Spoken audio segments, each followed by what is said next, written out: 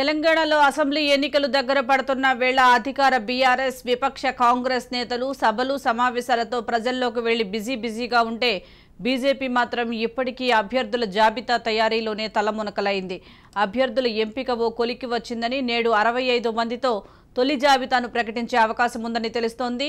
Party ఎన్నికల incharge Prakash Javadekar నివాసంలో నిన్న జరిగిన రాష్ట్ర కోర్ కమిటీ సభ్యులు పలుమార్లు చర్చించి జాబితాను సిద్ధం చేశారు.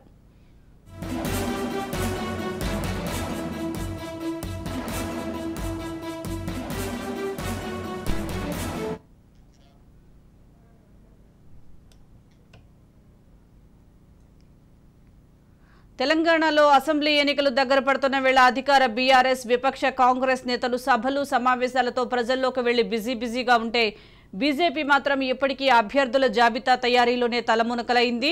అభ్యర్థుల ఎంపిక ఓ కొలికి వచ్చిందని నేడు 65 మందితో తొలి జాబితాను ప్రకటించే అవకాశం ఉందని తెలుస్తోంది. పార్టీ ఎన్నికల ఇన్ఛార్జ్ ప్రకాష్ జావదేకర్ నివాసంలో నిన్న జరిగిన రాష్ట్ర కోర్ కమిటీ సభ్యులు పలుమార్లు చర్చించి జాబితాను సిద్ధం చేశారు. దీనికి సంబంధించి పూర్తి సమాచారం మా ప్రతినిధి స్వప్న అందిస్తారు. స్వప్న, ఈరోజు బీజేపీ అభ్యర్థుల జాబితాను ప్రకటించే అవకాశం ఉందా?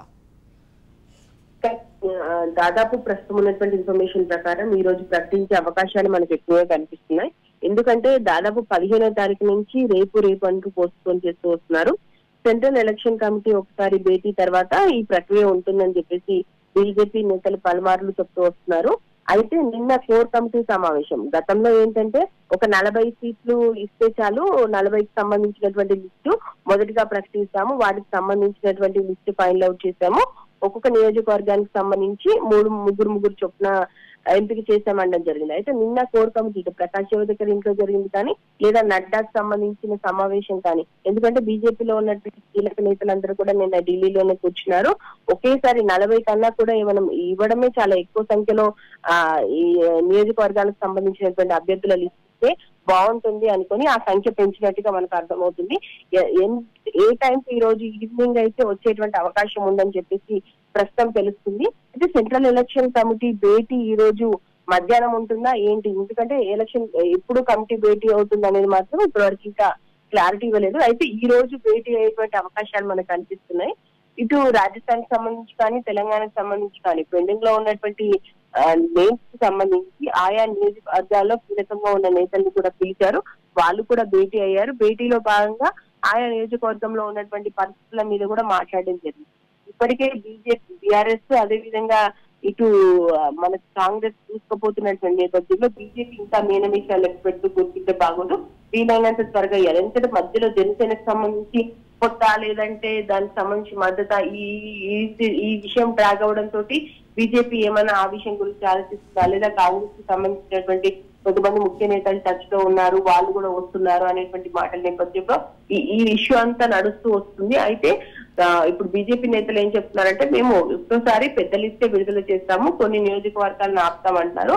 అవి కూడా ఎక్కడైతే ఇప్పుడు మనకు ఈటల రాజేందర్ కానీ, డీకేఆర్ సంబంధించి కానీ, లేదంటే సంజయ్ సంబంధించి మన ఖమ్మము, అదేవిధంగా నల్గొండ లేదా గ్రేటర్ హైదరాబాద్ సంబంధించినటువంటి కొన్ని ప్రాంతాల్లో ఇంకా ఎవరైనా అభ్యర్థులు వస్తారా అనేటువంటి బేస్ చూస్తూ ధోరణిలో ఉన్నారు.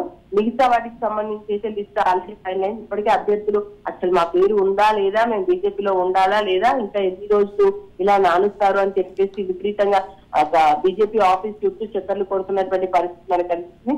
ఒక రోజు ఇదే లిస్టు అని చెప్పేసి కొన్ని ఫేక్ లిస్టు కూడా బయటకు వస్తున్నటువంటి నేపథ్యంలో బీజేపీ ఎంత త్వరగా లిస్టు ప్రకటిస్తే అంత మంచిది అనేటువంటి ఆలోచనలోనే ఉన్నట్టు తెలుస్తుంది. నా ప్రజెంట్ ఇచ్చినటువంటి సమాచారం ప్రకారం ఈ రోజు రావాల్సిందే, ఇంకా ఈ రోజు కూడా రాకుండా డ్రాగ్ చేస్తే మాత్రం అది ఖచ్చితంగా బీజేపీకే నష్టం. ఇప్పటికే ఉన్నటువంటి వాళ్ళు ఇంకా మేము ఈ పార్టీని నమ్ముకుని ఉన్న ప్రయోజనం లేదు, పార్టీని వీడడమే బెటర్ అనేటువంటి ఆలోచనకు వస్తున్నారు. సో ఇలాంటి నేపథ్యంలో ఎంత త్వరగా వీలైతే ఇచ్చి అక్కడ ఉన్నటువంటి అభ్యర్థులు ఎవరైతే రాని అభ్యర్థులు ఉంటారో వాళ్ళకి సంబంధించినటువంటి ఉద్యోగింపు చర్యలు అవన్నీ ఉంటాయి ఎలాగో పార్టీలో భాగంగా. కాబట్టి ఏం చేస్తారు, లేదా ముందే వాళ్ళు ఏంటి అనేది చూడాలి. ఏదేమైనా ఈ రోజు బీజేపీకి సంబంధించినటువంటి కీలక అభ్యర్థులకు సంబంధించిన లిస్టు అవకాశాలు మనకి ఎక్కువగా కనిపిస్తున్నాయి. Right, thank you Swapna.